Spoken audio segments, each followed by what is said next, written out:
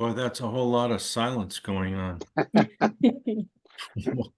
Is it meditation time? Did I miss the instruction? Yeah. Good Hi, question. Yeah. Bob. That was a little scary, you guys. Were you playing a joke on me or? Uh, Well, I was looking for something and I'm staring at my book here in front of me. So because he doesn't know anything about this book. Yeah, he's never right, Yeah, seen it right. before in his life. yeah, he's never That's what seen it before. that's what I tell people about my kids. I've never seen him before. Who Well, them? Yeah. let's see if I can find it. It was wonderful thing that I read this morning. And it was a quote from, I think it's Einstein, that a person cannot, if you see a problem, then your own eyes can't see the solution to it.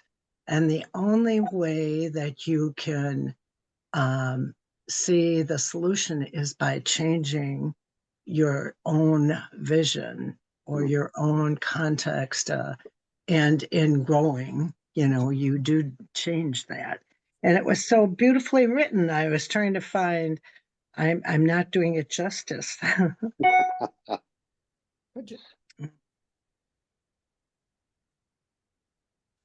I think Einstein is also the one who said you can't solve a problem by doing what you've been doing. That's what I was trying to say. Yeah, So, yeah, yes, yeah.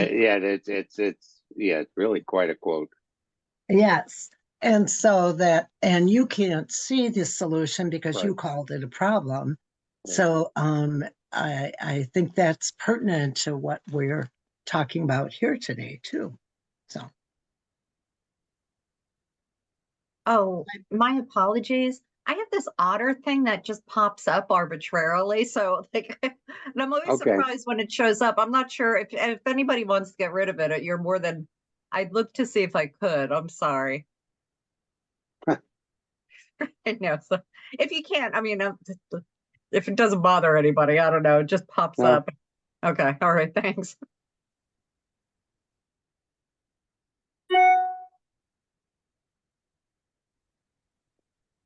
Well, are we gonna? I think we're ready to start here. I'm well, gonna here let. we go. And Day yeah, I D, get to go ahead. introduce. Yes, remember I'm back.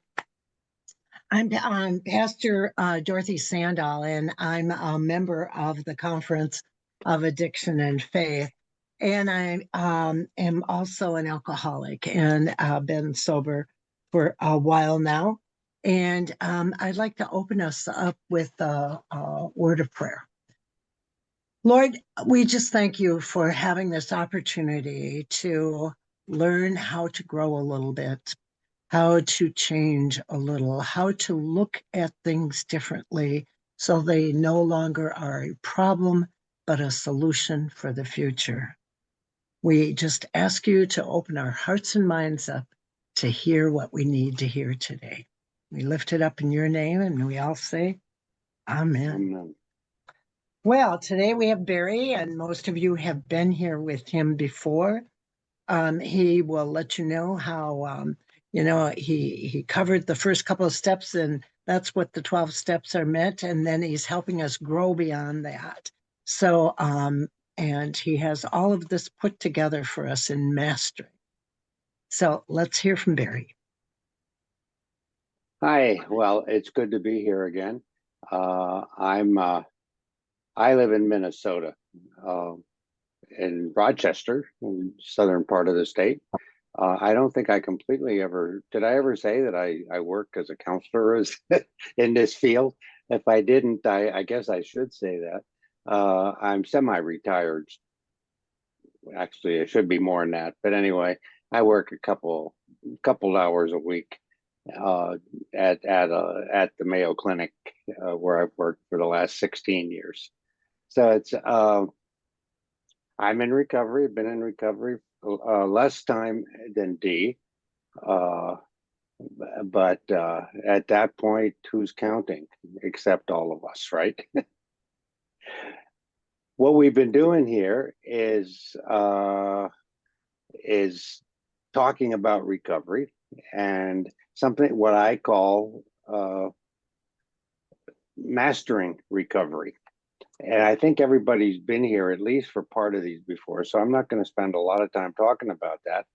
But I do want to say a couple of things. One, at the end, well, let me do this. I'll show you what my last slide's going to be. So when we get there, you're going to be able to get a PDF of all the PowerPoint slide sets, and that's going to be the internet address. Unfortunately, because of this part down here that says links to the 4 sessions, the link to this one won't be there for another couple of days. So you can go afterward. Actually, you can go right now and go to this mastery slides. In fact, I'll take that and put that in the chat in a second here. And you can download that. Yes, it will ask for your email, and if you've already given it to me, it's just gonna just do nothing with it. If you haven't already, you can unsubscribe anytime.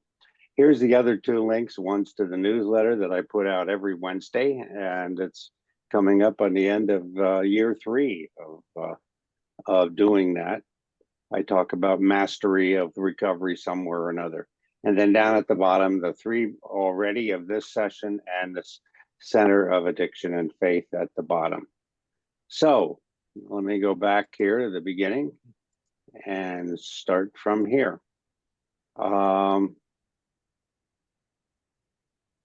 That's what we've covered, part 1, 2, and 3. We looked at the basics. We looked at what mastery is. And then part 3 was living in recovery, vulnerability, and balance were the questions. Part 4 is living in long-term recovery. It's built on the basics. And this quote I found the other day, and for tomorrow's, actually in tomorrow's newsletter, the advanced level is mastery of the basics. And I've told the story of my work as my playing a trumpet and learning how to do it better. One of the things that I learned was that just getting better at the basics makes you better at the advanced levels as well. It builds, keeps building. And that's what we're going to look at today, how that all plays together. And it starts with the beginner's mind. A beginner's mind is a Zen Buddhist idea that is often used about saying you're just right where you are and pay attention to it. What we got here over on the left-hand side are the 3 phases of mastery: building the foundation, practicing it, and then the freedom that comes when you continue to grow and find purpose in your life. The foundation gives you autonomy, the ability to make decisions for yourselves. Flow gives you mastery, practice, practice, practice, and then freedom finds that purpose. Another way is this cycle that is discover your skills and goals. That's the foundation. Practice and grow your skills. That's the flow. And then third is freedom. Then you celebrate and you do it again. The idea of this cycle is that we are always taking inventory of ourselves. A good recovery idea anyway, regardless of whether we're building mastery or not. But that self-inventory, that looking at oneself or having people around us who will help us make those decisions, and not just somebody who says, good job, keep going. Well, how about trying this? And that we trust them to be part of our life. So the basics of mastery. I'm not talking here about recovery. I'm talking broader than that. The idea of mastery. What is it? That's at those 3 phases: the foundation, the flow, what I call the flow, and the freedom. First of all, it starts with the mindset. And to have this kind of a checklist, this is how you do your inventory. How is my mind doing today? Do you continue to believe you have infinite worth and are capable of infinite growth? Growth mindset, not a fixed mindset. We're not stuck where we are. The next part of that is you have to have persistence. You got to stick to it. You got to believe that the best is yet to be. Excuse me here a second. That's all part of the mindset. And then it's the practice, practice, practice. Take the actions that are necessary. What do I need to do to become better at something that's important to me or that I like? And one of the ways of developing what you're going to practice is you take your inventory and you set goals.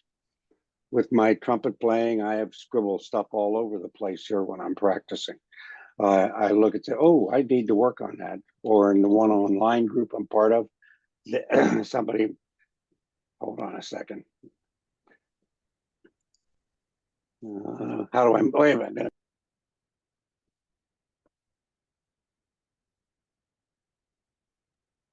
I'm going to try and do that again here. Okay. In the online group, that's working with a coach, mentor, sponsor, other people in general. They help me take my inventory by my listening to them. Going to meetings in recovery is one of those things, or your sponsor. That's where you learn what you need to practice, and you do it. And you keep doing it. You get feedback, and then you do it again and again and again. Now, that does not mean that you get bored with something. Some of it is to get your habits as habits, where you, I will say the word automatically, although it's probably not the right word. You just do it. You just begin to think about it. You just begin to say, well, I'm feeling off today. Why? Instead of just going, oh, I'm feeling lousy, I'm going to do nothing. You go, oh, what's going on?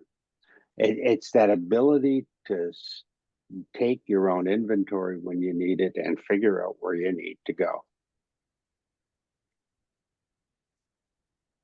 And through that that process, the inventory, the practice keeps you focused. That's the mindfulness and awareness. I think I said somewhere in these weeks that one of the most important additions to recovery over the years that I've worked in the field, which is 30 years as a counselor and 35 years in recovery, the idea of mindfulness and self-awareness and developing mindfulness, developing meditation is probably the single biggest advance in treatment in the past 30 years. The second is just as real, and that's learning that you can change and why you can change. We've learned that the plasticity of the brain, that it can change, that's what got us in trouble in the first place. It got changed by the chemicals or whatever, bad habits, and now we can do something about it. And that's the mindfulness. And to do that, we live in a world of balance and skill development. Go with the flow. What's your meaning and purpose? If I do this, does it fit my meaning and purpose? That's a way of making decisions. Go with the flow is an idea that says something needs to be just hard enough that it pushes you, and easy enough that you don't have to push too hard. There's a point where the old no pain, no gain doesn't work with this. In fact, more and more I read about exercise and what's being done with that. No pain, no gain is crazy. It's not really what happens. Is you push too far, you're going to get hurt. And if you push yourself so far that you're exhausted mentally as well as physically or emotionally, you're not going to be healthy. That's just how it works. Go with the flow, find your meaning and purpose, and live with gratitude. Which brings us to the beginner's mind. When you think you've gone as far as you can, remember, you've only just begun. Any thoughts on this list? Anybody have any comments or reactions to it? Anything you've discovered over the years? Sure. Go ahead. Sure, go ahead. Yeah. Yeah, going with the flow, that's been unbelievable because I always use the analogy that I felt like most of my life, and that was prior, even before like really diving into the bottle.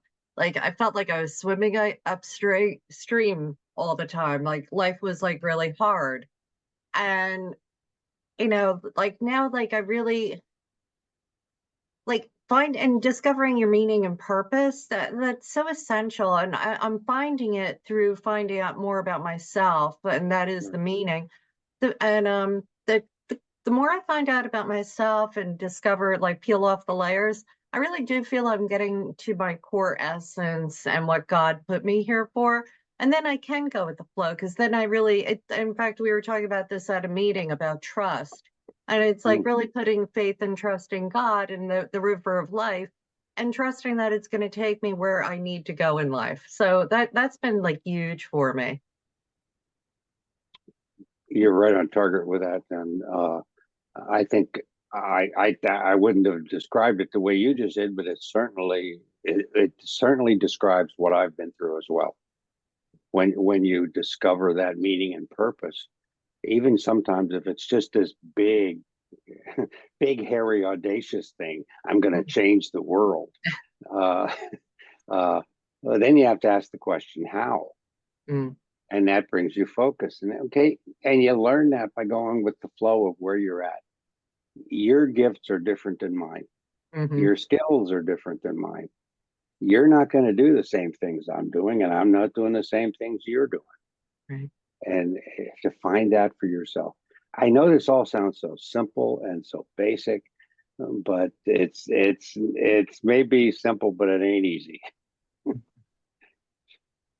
Uh, Sure, go ahead, Bob. I have I think I mentioned this last week, but again, it's not, it's life. It's not recovery, or recovery is life. If they're the same, yeah, then it is.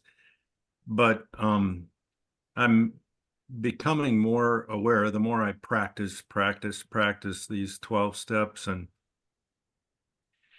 uh they for me, that one of the primary hindrances or obstacles is a sense of not being enough. Mm. Um, and there's probably something for me to talk to a therapist about, but I find myself even with I have some wonderful friends, but almost invariably I find myself thinking, well, they're better than I am, and kind of not, how did I get on the team? How did I measure up? A sense of not really feeling like I belong in that level of humanity. Um, I think we call that the imposter syndrome sometimes as well. ah, We feel like we're imposters. yeah, And one of the things that I've called that the voice back here yeah. that tells me I'm not good enough. You're just a drunk. You're just a whatever. You're just an old man. How do you expect to keep up with the young kids, or whatever? And well, maybe I shouldn't try to keep up with the young kids, but maybe I should learn from them. This is off the subject slightly, but I have been really taken aback by all this back and forth between the boomer generation and the millennials and the Gen Zs. And I think that's the most asinine, destructive thing that our generations are doing to each other right now. Now, as a baby boomer, I'm on the early end of the baby boom. I think we baby boomers deserve all the crap we're getting. From the I think what we've done is anyway, that's another story. But Yeah. anyway, but that I learn every single time I go in and do a structure group at work. Somebody comes up with a comment and I want to go, now you're off base. And but instead I've learned to say, tell me more, explain it, go further. And it's amazing what I learn, and hopefully it helps them learn as well. I recently, I was asked to be a president of this organization and of 100 women. And I go, what the heck, how could I, you know, do that? And instead, I kind of shut the mouth a little bit, and I said, well, let me think about that. and and when I went to God with this and said, um, can I do this? And there was no, when you say go with the flow, I always say there was no pushback. There was nothing that said that you couldn't do it. There was no walls put up. And talking to the past president, it it was just kind of a path laid out. And yet we don't always understand why we're on that path, you know. And I always just say it's a God thing because, out of the blue, it's not something I planned on doing with my life. And yet, I feel like it is listening to God and following the steps. I have a friend that's a counselor and she counsels people all the time. And her and I the other day, and she's got 38 years sobriety, I think. We both said to each other, I feel like I'm starting to become an adult. And I've never said that before. I've been practicing this program for a long time. Yeah. So getting adulting. I'm sorry. I'll go. That's right. I mean, that's what Picasso said. That's why he was still, Pablo Casals said Uh, it in his early 90s. That's why he's still practicing. He thinks he's beginning to get it. yeah. Yeah. Yeah. Yeah. This brings us back to that beginner's mind. When I ask the question, tell me more, or what are you talking about? Let me hear more. I'm hopefully trying to be a beginner. And I think there's a lot of truth in the one day at a time approach that we all learned through the recovery program, in that we say, I've never lived today before. This is my first time ever in this day, in this place, in this way. I'm different, even if it's not very much different. The old story that you can never put your hand into the same river, because the water that's there when you put your hand in is gone the next time. It's an all new water. So it's that, where are you? Beginner's mind. And this is from James Clear, the author of Atomic Habits. When you are a true beginner, your mind is empty and open. You're willing to learn and consider all pieces of information, just like a child discovering something for the first time. As you develop knowledge and expertise, and here's the rub, your mind naturally becomes more closed.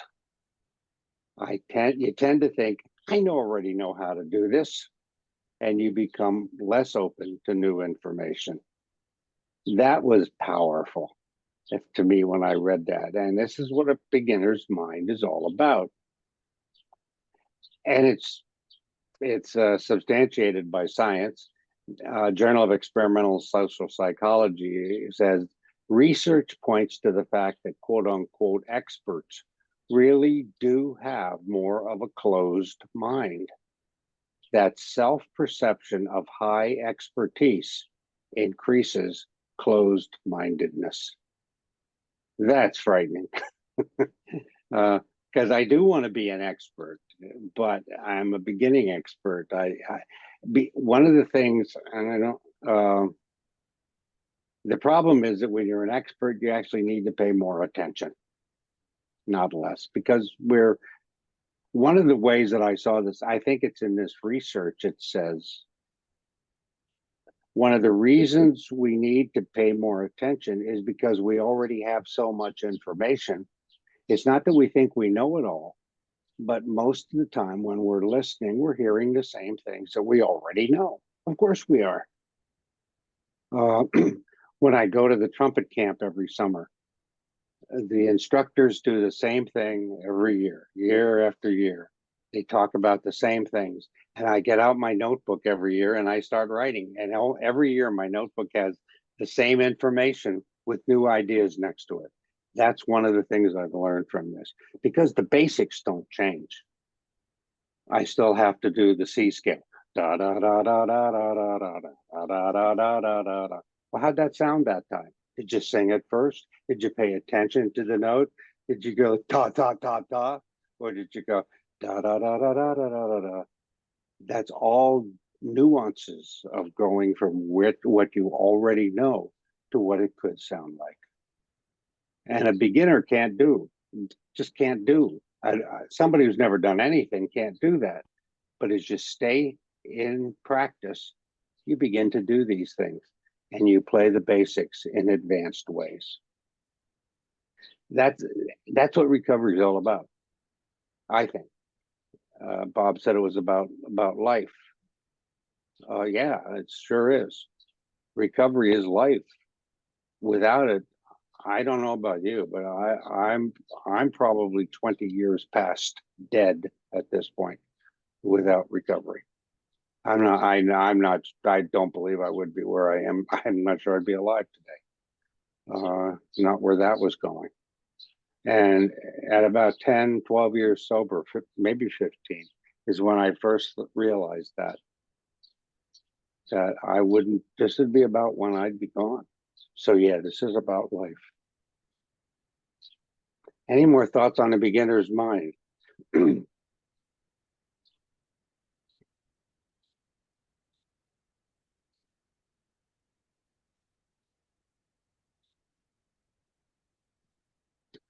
Well, I put this in this week's. I know I read it last week, but this way I put it in the slide set for this week. So here it is from the 24-hour-a-day book from Hazelden originally, and still is, January 6th, 24 hours a day. The most important thing, this is what I'm talking about. This is life. Keeping sober is number one. Always, forever.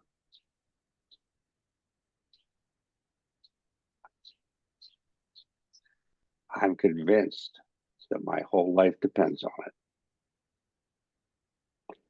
It's a lifestyle. That's how I keep talking about it. So how do we do this? How do we gain skill at being sober? How do we grow mastery? In mastery, growing recovery. What are the basics of recovery? This is, many of us have heard these over the years, and you say, what are the principles? Practice these principles in all our affairs is the end of the 12th step. And there's all kinds of lists of it. And I went through, some of these are on every list, and a couple word them a little differently. But, just Google the principles of recovery and you'll find these 12. Well, there's actually 14 there, but there's the words we changed the words a little, or 15, I mean. Those are the basics. This is learning scales as a trumpet player. This is listening for being in tune. It's learning how to tune your instrument. It's learning how to get vibrato on a trumpet, or get that incredible sound that can come from a saxophone, or the wonders of playing a sonata on piano. This is where you start with what we call recovery. And these are connected to the steps. These are not in any order. These generally are the steps order that they come with. Acceptance, number one. Gotta accept it. Gotta be here. This is the, hey, this is life as life is, and I gotta accept what it is. One of my daily meditation things is I either do it through a Tai Chi event series, or I do it in a meditative way. I do the serenity prayer in my head, not this way. I breathe in and out once, and it's acceptance. Breathe in and out again, and it's the second part of the serenity prayer, courage to change the things I can. I breathe in and out. The third is wisdom, wisdom to know what I can't change and what I can change. And then, did I say courage? Courage to change what I can, wisdom, then breathe in and out the wisdom to know which is which. And finally, peace, serenity. It struck me one day that we're not praying for serenity just to be peaceful. We're praying for serenity to receive acceptance. So I can accept. I have to be peaceful before I can accept what's going on around me. So that's the basic. That's the scales, if you will. That's making the music. And all of these are built into them. None of these are more important or less important. They just have their place. This is part of the whole picture. A house needs the foundation, but if there's no building on top of it, it's just a foundation. It's nothing. Hope has to be built in hope. Must absolutely be able to believe that you can do this. That's what hope is all about. That's the growth mindset. I can learn this. I can experience this. And because I've accepted it and I have hope, I can turn it over, whatever that means to you. Came to believe that a power greater than ourselves could restore us to sanity. Yeah, that's hope. And then 3, made a decision to turn over to that higher power. It's called surrender. It's called faith, but it isn't giving up. It is absolutely not saying, that's it. I'm lost. Because in hope, you believe it's possible. Then there's the courage, and this is step 4, facing ourselves when we first get into recovery, but maintaining that courage to look at ourselves, and then to do it in honesty with other people, not honesty about how they are. I got to tell you about what you're doing, and it doesn't make me feel good. No, that's not brutal honesty. That's all kinds of bad things to our health and theirs. Honesty is saying, this is who I am. The honesty we have is about ourselves. Those are the first 5 steps. And then 6 and 7, the willingness and the patience to turn over to God, to whoever, to whatever, to however, and the humility to ask. That humility is essential, not thinking of ourselves more highly than we ought to think, but thinking honestly about ourselves, because what we're looking at here is who we are. What have I been given? By the time we get into step 6, 7, and then 8 and 9, we've learned a lot about ourselves. This is why you can't do these in the first month of sobriety. You're doing them over and over and over again. But that humility is, wow. And some of that by that time can become finding some purpose. Really, I'm being called to do this. You want me to do that, God? No, wait a minute. Let's talk about this a while. I don't want to go do that. But then you're reminded in steps 8 and 9 of the love and compassion. That's what step 8 is about. Getting ready to make amends and then taking responsibility for them. Not this, God's honest truth. I was sober about 9 years, 10 years. And I wrote an amends letter to my brother that said, in essence, I'm sorry for any of the ways that I might have hurt you. And then I added a little more niceliness, but yeah, but you're responsible for this. And I went, and So I was real proud of having done that. Yeah, look at how great I am. So I told my sponsor, and he said, and you said what? And I said, oh, I goofed again, didn't I? And he goes, mm-hmm. He was very blunt when he answered my questions.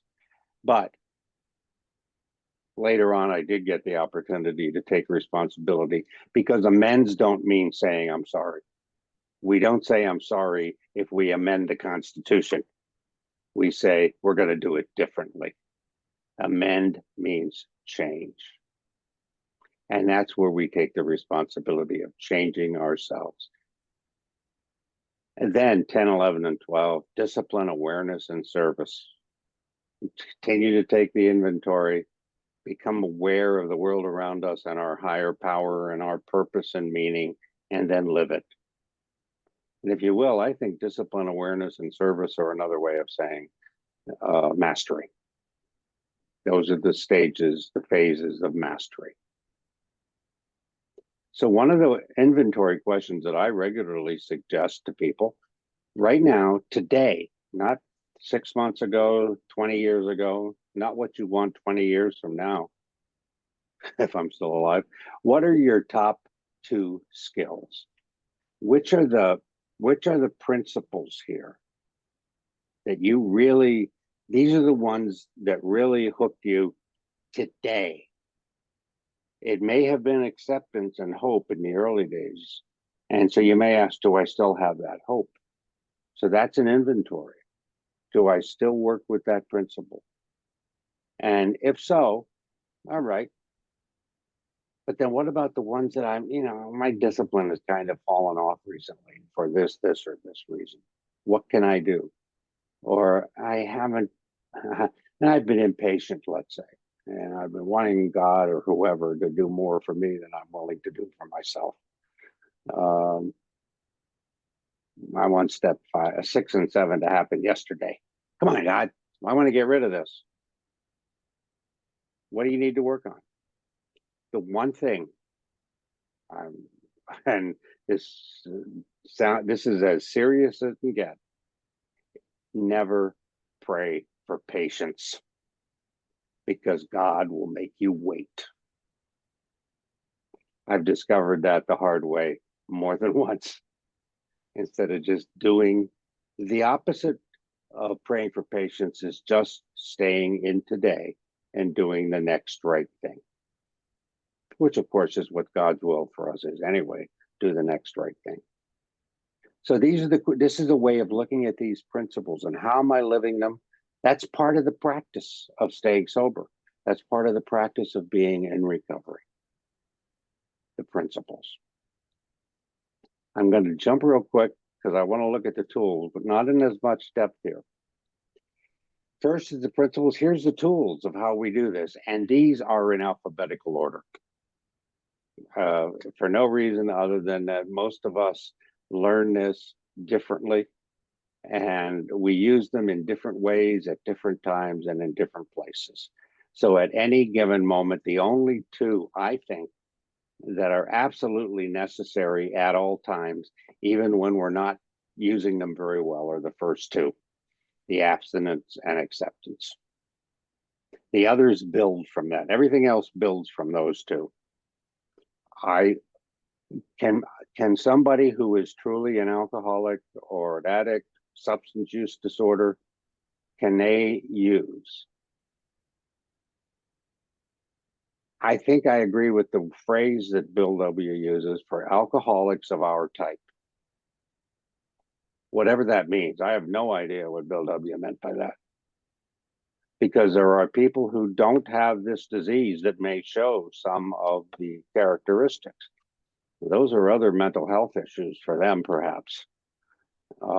And so maybe they can learn how to, or can go back to using. I don't want to risk that. That for me is, I accept the fact that this is a disease and I got to maintain my abstinence or I'm going to lose everything. Back to that quote from the 24-hour day. The rest of them is how we build, how we maintain those, because these are also principles. There's community, there's coping skills, there's goals, there's a healthy lifestyle. There are the healthy hobbies and activities that we can learn how to do, learning, being open to education, meditation and mindfulness. Now that's the 11th step, the prayer and meditation part. The old line is prayer is asking, meditation is listening. And Fine. according to the 11th step, the only thing we are to pray for is God's will for us and the power to carry it out. That's our prayer. Go ahead, Karen. Oh, hi, thank you. Yeah, so these are the tools. What would be the difference between tools and coping skills? Could you give examples of coping skills then? Sure. Coping skills would be learn. Okay, some of them would. Okay, what tools might you use? Okay, coping skills would be self-care. A lot of these can be turned into coping skills, but it's the coping skill in specifically here is how do you deal with stress? How do you deal with difficulty when it shows up?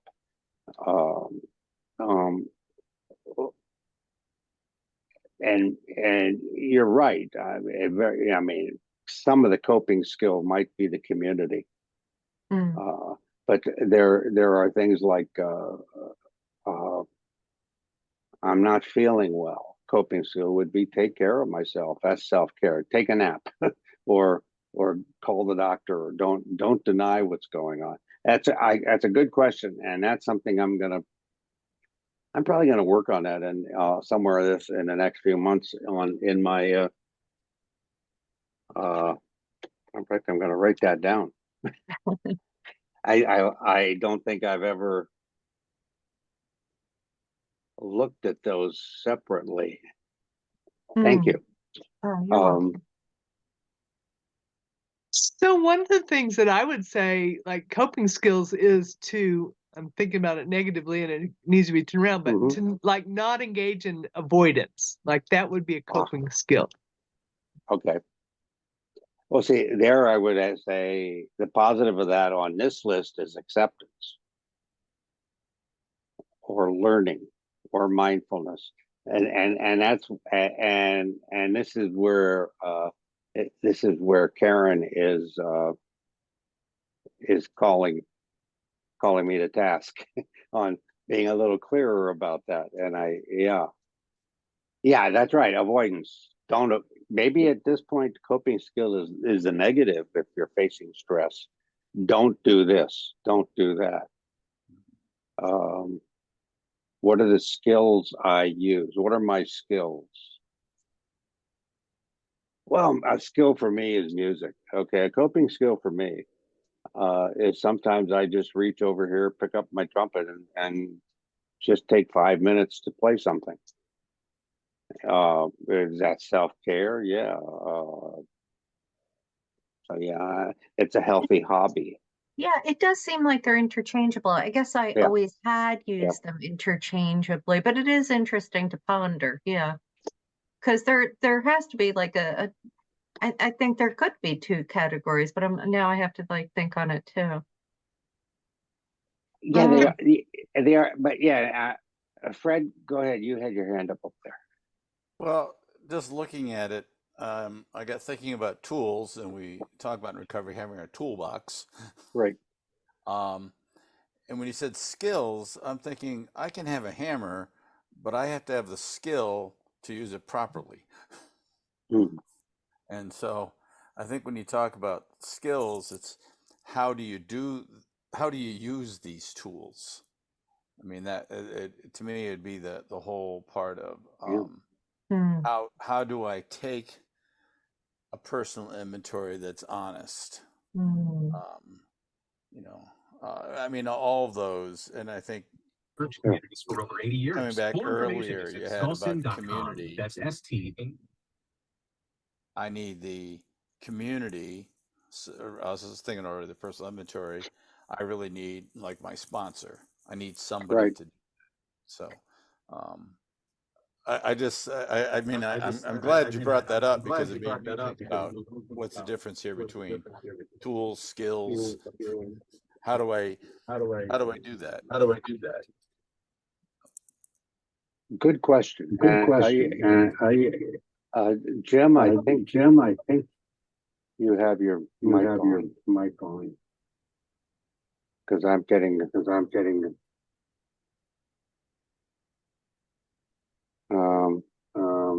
yeah. D or Katie, can you mute Jim?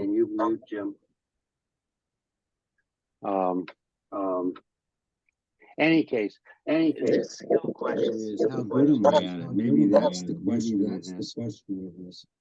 It has to do with how I use these different tools. Yeah, that's a good one. Thank you.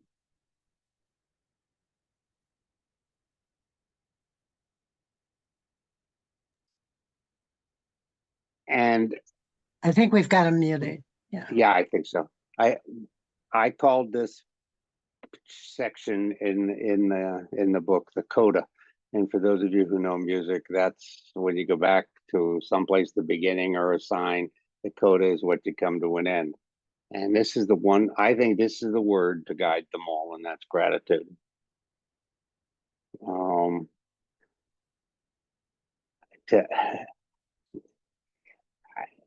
I don't know how to say it any better than that.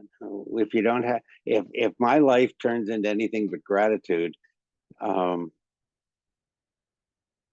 in trouble because I'm not grateful for what I have. And it, as a believer in God, there's a huge amount of that with God, of course, what God has provided for me and how God has helped me use it, all that is built into this word. But it goes beyond that. It goes into a depth of this is incredible. I can't believe this is actually happening to me. All these years later.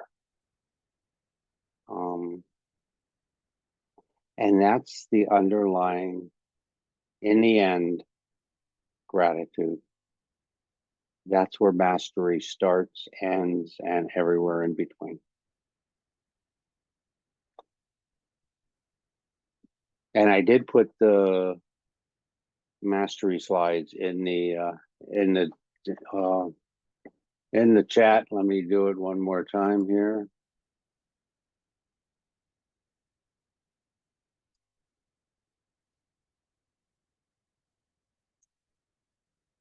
Any questions, any reactions, anything that I didn't say that you were hoping I'd say?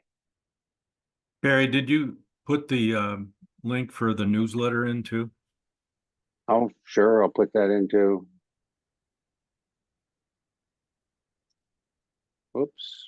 All right. Barry, I think we wanted to hear you say that it was going to be easy and simple and we wouldn't have to work too hard. I think that's what we were Go with hoping. the flow. Yeah.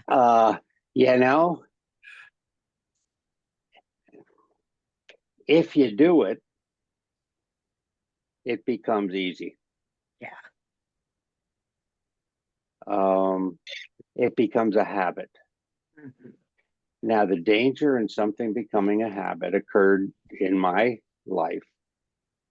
And I'm going to leave this up for a minute here. If you want, go to the mastery slides or any of the other. Okay, there we go.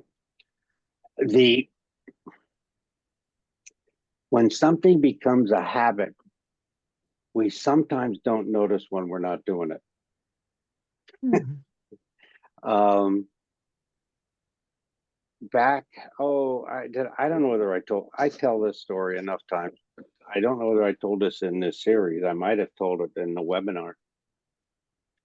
There was an incident several years ago in the second year of COVID when things were obviously crazy for everybody. Things were not normal. We were all coping in weird ways.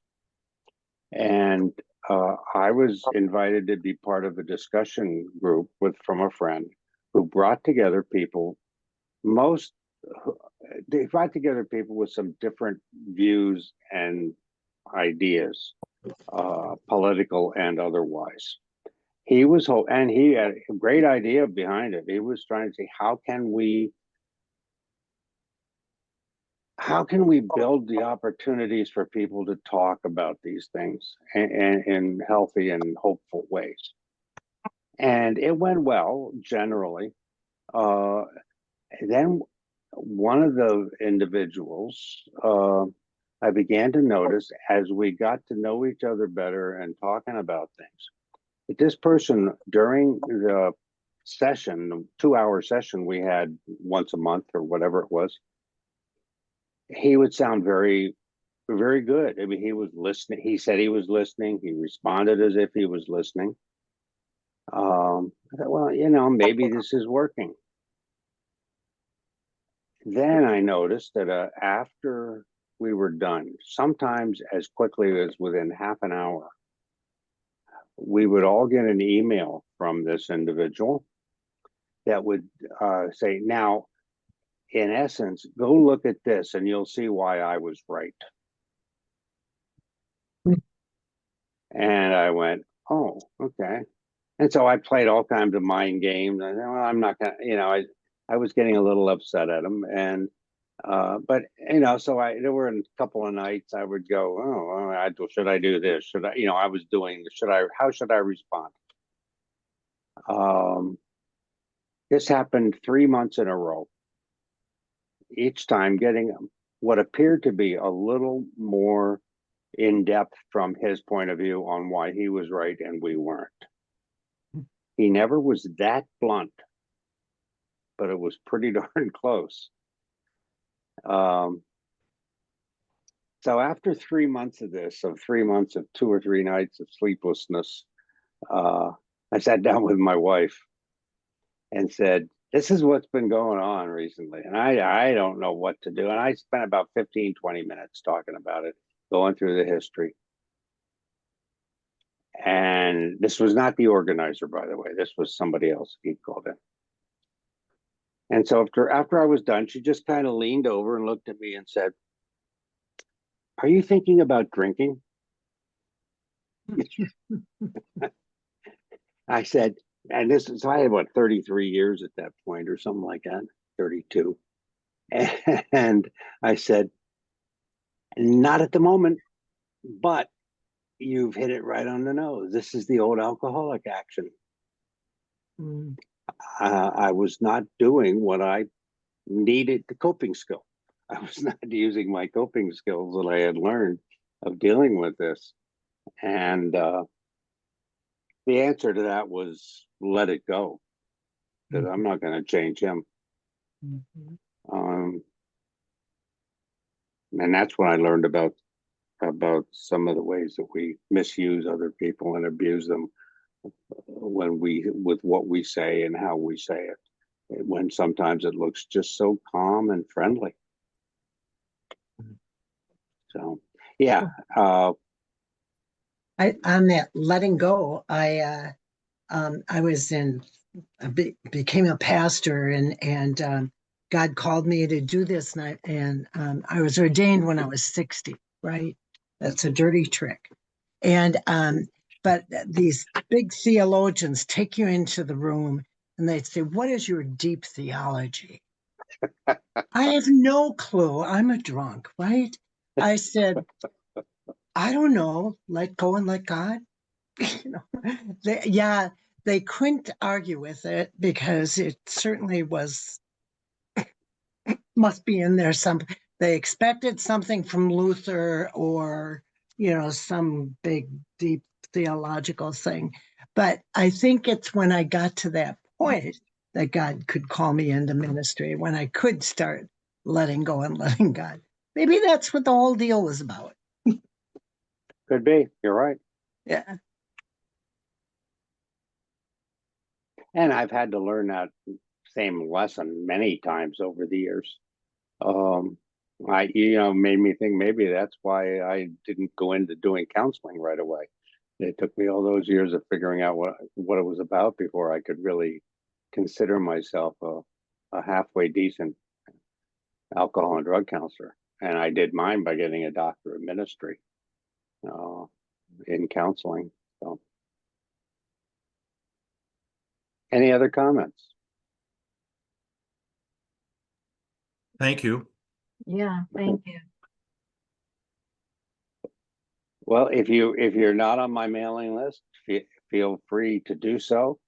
I send out that newsletter every week. Katie has put the Center of Addiction and Faith donation link if you want to, and on PayPal and Venmo as well, if you want to support them. Be in touch with me anytime. If you're not on the newsletter, please feel free to do so. You can unsubscribe at any time. And thank you, Dee and Katie, and thank you to the Center for Addiction and Faith for all that you've done. Thank you, and thank you for your giving your hard work and pouring it into this book to direct us in continuing to grow. Next month we have a new book club, and it's Christina Dent. It will be June 11th, 18th, and 25th at noon, and I hope all can join us at that time.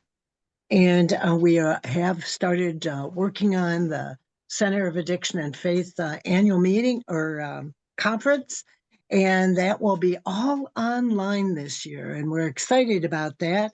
They have all kinds of workshops, like 4 different ones you can choose from every hour, plus great speakers.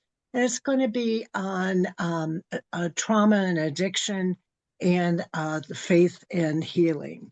And so we're really excited about doing that also.